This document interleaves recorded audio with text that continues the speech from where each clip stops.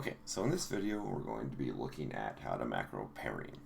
And now it is very similar to how to macro wrestling or one of the weapon skills, except that the character being attacked is going to have additional things added to its macro. And that's really just because they're the ones going to be gaining the parrying, and you need to have a lot of shields in order to do this. If you only have one shield, it's going to break very fast and it's not going to work very efficiently. So what we want to do is just type /macro, and we want to start putting shields onto this macro sequence, like this.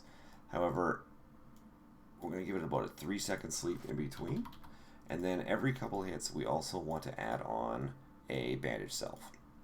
And that's because this character also just needs to be able to heal itself. So we can do 2 of those, and then we'll do 1 healing as well. So we can go to the healing skill, do a bandage self, sleep it for a few seconds or a few milliseconds, and then add another shield, just like that. Sleep for 3 seconds. We do 1 more shield.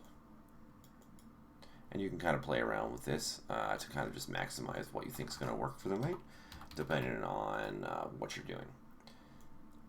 And then we'll do a bandage self, and then we'll do a loop.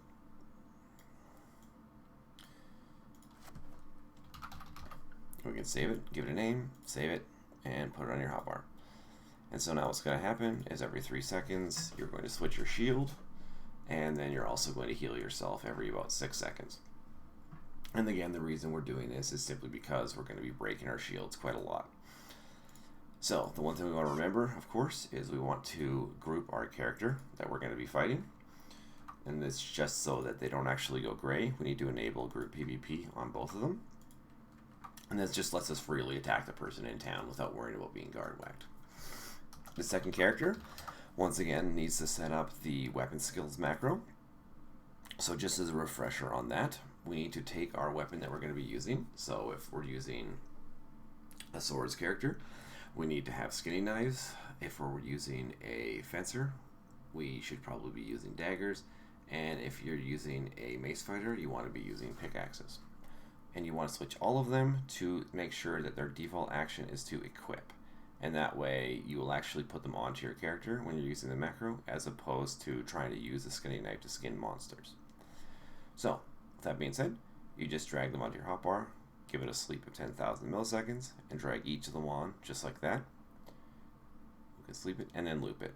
And then you can save it with a name, and you can just start the macro. And so now he'll start cycling through all of the weapons,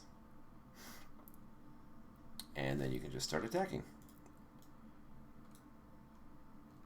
And just like that. So what's going to end up happening is this character is going to switch through all the weapons, while this character is going to switch through all the shields and heal themselves.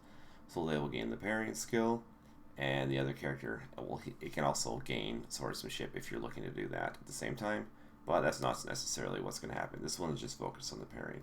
But I thought that's all there is to this. It's very simple.